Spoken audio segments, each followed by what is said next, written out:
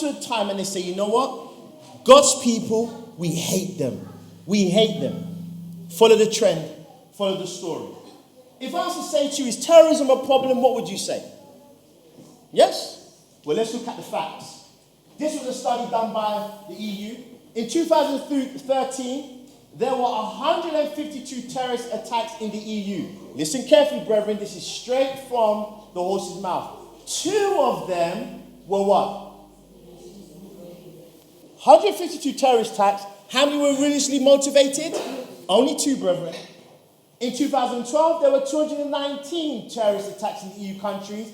How many? 6 of them were religiously motivated. In 2011, not one of the 174 terrorist attacks in the EU countries in 2011 were affiliated or inspired by what? Not one. 2010, 249 terrorist attacks. 3 of them were considered by Europol to be Islamists. In 2009, 294 terrorist attacks.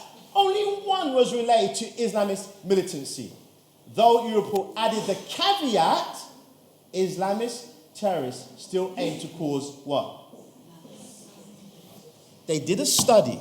The study showed there doesn't seem to be an Islamic threat, but they added the caveat, we still think they want to cause mass casualties.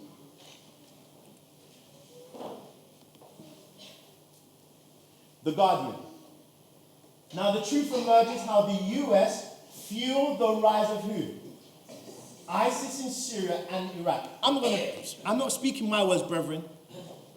The war on terror, that campaign without end launched 14 years ago by George Bush, is tying itself up in ever more grotesque contortions. On Monday, the trial in London of a Swedish man, Berlin Gilder, accused of terrorism in Syria, collapsed after it became clear British intelligence had been arming the same rebel groups the defendant was charged with what?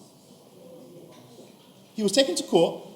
Evidence came up that British intelligence had been arming the same rebel groups the defendant was charged with supporting. So they had to throw it out.